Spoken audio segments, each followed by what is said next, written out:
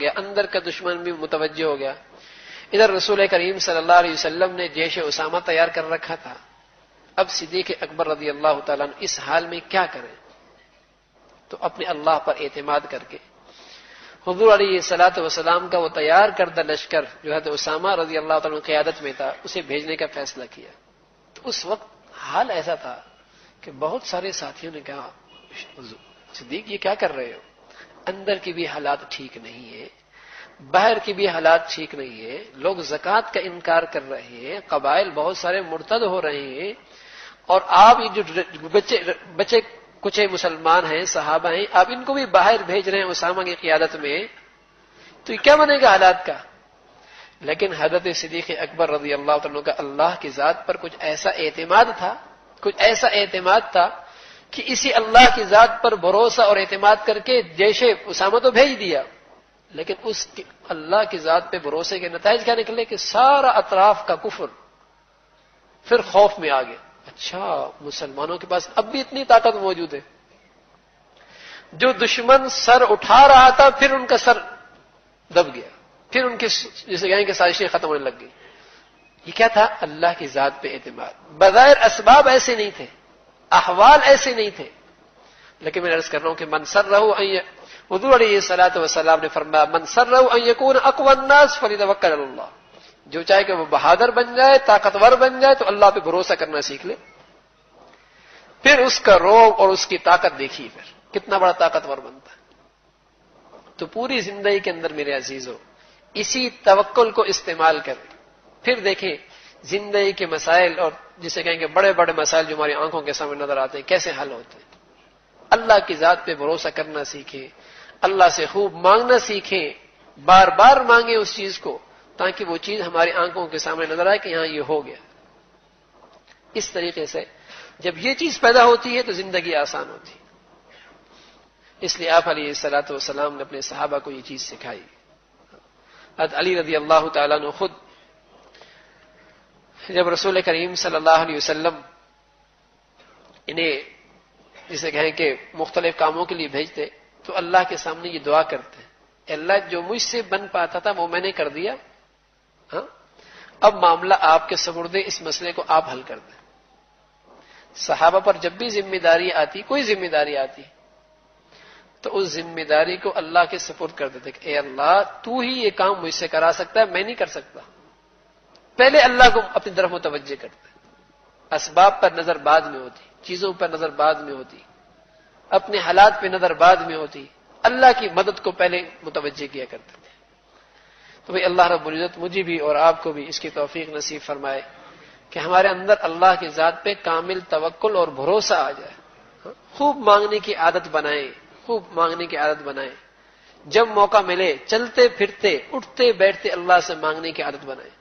تقی صاحب جمعے کے دن بھی فرمانے لگے کہ اس سے ایک تو اللہ سے تعلق بنے گا، ہر وقت اللہ کا دھیان نصیب ہوگا، ہر وقت اللہ کا دھیان کہ اے اللہ یہ بھی دے دے، اے اللہ یہ بھی دے دے، اللہ یہ بھی دے دے، اللہ اس سے بھی بچا دے، اس مصیبت سے بچا دے، اللہ میں کمزور ہوں تو مجھے مدد فرما لے.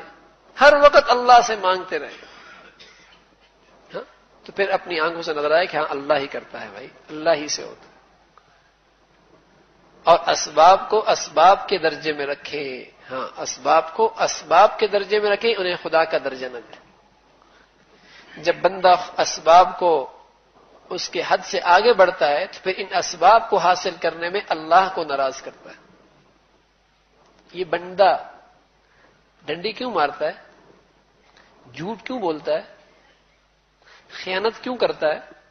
یہ سب اس لیے کرتا ہے کہ اسے اپنے ہنر پر تو اعتماد ہے، اپنے جھوٹ پر تو اعتماد ہے، اللہ کے رزق پر، اللہ کے ذات پہ اعتماد نہیں ہے. یہ سمجھتا ہے جھوٹ بولوں گا تو رزق بڑھے گا، خیانت کروں گا تو رزق بڑھے گا، ملاوٹ کروں گا تو میرا کام بنے گا. اگر اس کا اعتماد یہ ہو کہ نہیں اللہ کی ذات سے رزق ملے گا تو کہاں جھوٹ بولے گا، کہاں ڈنڈی مارے گا، کہاں خیانت کرے گا. لیکن چونکہ یہ اپنے ذات پر اعتماد کر رہا ہے، یہ سمجھ رہا ہے نہیں اس سے ہوگا. اس لیے حضور علیہ الصلوۃ والسلام نے فرمایا وَأَجْمِلُوا فِي الطَّلَبِ، سچائی کے ساتھ، دیانت کے ساتھ، امانت کے ساتھ، جائز طریقے سے شریعت کی حدود میں رہ کر محنت کر، فَتَوَكَّلُوا عَلَى اللَّهِ، پھر بھروسہ اللہ پہ کر، پھر دیکھ اللہ رب العزت اسی حلال روزی تیرے لیے کیسی زندگی کے اسباب پیدا کرتا ہے، اسی تھوڑی سی آمدنی سے اللہ کیسی برکت ڈالتا ہے، اسی ایک ہی تجارت کے ٹھکانے سے اللہ کتنی وسعت دیتا ہے. وَأَجْمِلُوا فِي الطَّلَبِ فَتَوَكَّلُوا عَلَى اللَّهِ. لیکن جب اللہ کی ذات پہ بھروسہ نہیں ہوتا پھر یہ جھوٹ بھی بولتا ہے، خیانت بھی کرتا ہے، فراڈ بھی کرتا ہے، ہاں ناپ تول کے اندر کمی بھی کرتا ہے، ملاوٹ بھی کرتا ہے، اس لیے کہ اللہ کے ذات پہ بھروسہ نہیں ہے اسے کہ وہ دینے والا ہے، اس کے خزانوں سے ملتا ہے.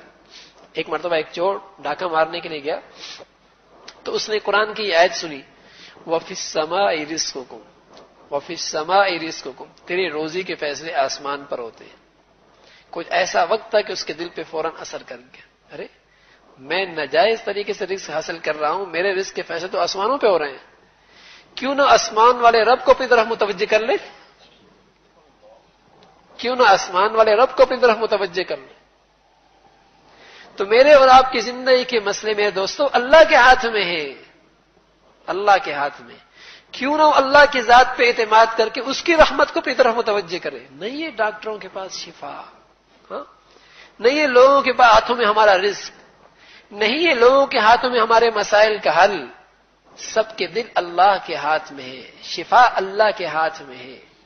دوا کا استعمال، ڈاکٹروں کا استعمال ایک حد تک ہو لیکن بھروسہ اللہ کی ذات پہ ہو. اگر یہ چیزیں دواؤں سے ہوتی، ڈاکٹروں سے ہوتی تو مال والے تو کبھی بیمار ہوتی ہی نہیں، اور مال والے تو کبھی مرتی ہی نہیں، اور غریبی بیمار ہوتے. ایسا نہیں ہے، یہ اللہ کا نظام ہے، اللہ کا نظام ہے کہ اللہ رب العزت نے ان سب چیزوں کو اپنے پاس رکھا ہے اور جسے چاہے عطا فرما دیتا ہے.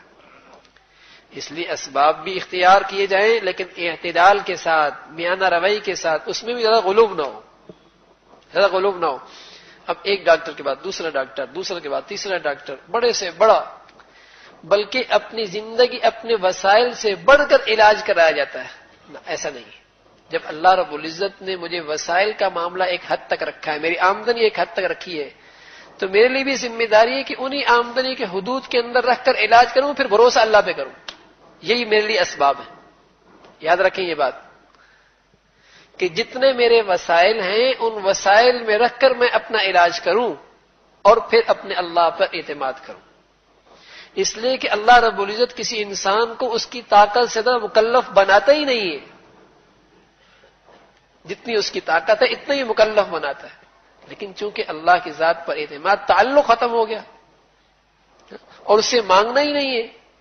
بلکہ آج تو جب ہر ایک سے مایوس ہو جاتے ہیں پھر کہتے چل بھی اللہ پہ بھروسہ ہی کرتے ہیں. جب سب سے مایوس ہو گئے پھر کہتے ہیں اللہ پہ بھروسہ کرتے ہیں.